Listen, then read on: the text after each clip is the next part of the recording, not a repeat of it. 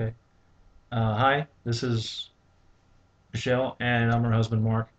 And here's what we learned today. Uh, Stents are ordinary. He described them as being rushed into. That a lot of MS patients are desperate for improvement, and so they go headlong into stents.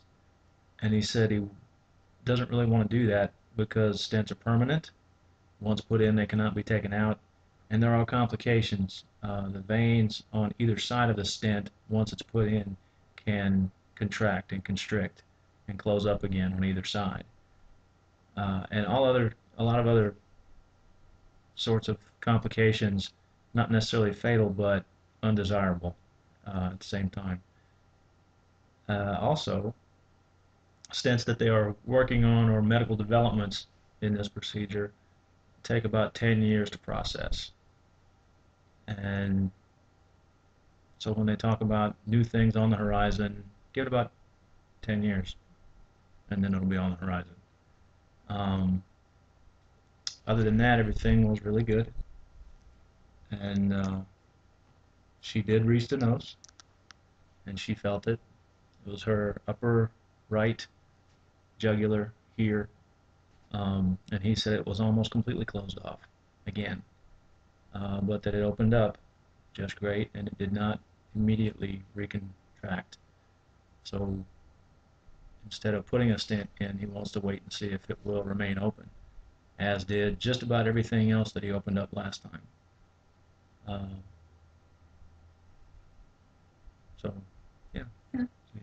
Well, I was pleased to hear. I had no idea, but he did some tests, like every neurologist does, to see if I had any improvement since the last time.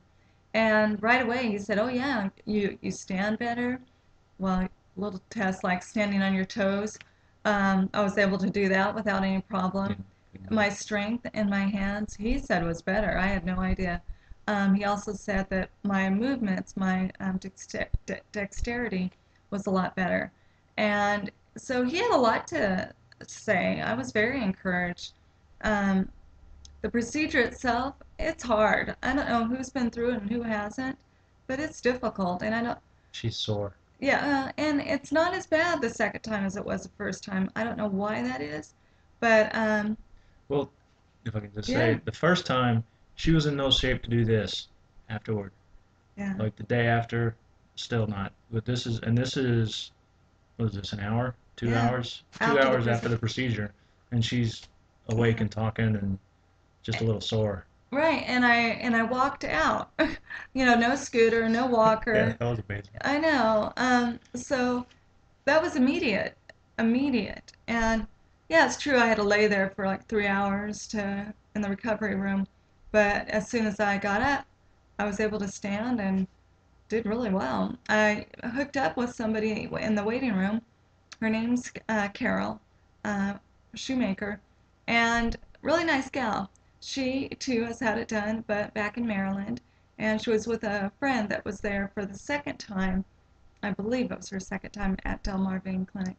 The first time she had gotten a stent, and she was having some complications with it. So again, that kind of says to me, slow down, really research it, and think it through, and don't rush into any of your decisions. Um, it was hard for me not to say, just put a stent in and let's go. I have Yeah, things to do. I've been waiting a long time for this. yeah, So, but, he gave and he spoke a lot of wisdom. So I had no choice but to go with him.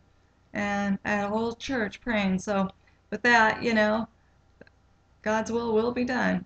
So it was. And well, we'll do some follow-up ones because I do want to tell you about some other areas in which we've done some research that I think you're going to want to know about. So as soon as I'm more awake and more alert, I will let you know more. Okay, hope you're having a good day. Bye.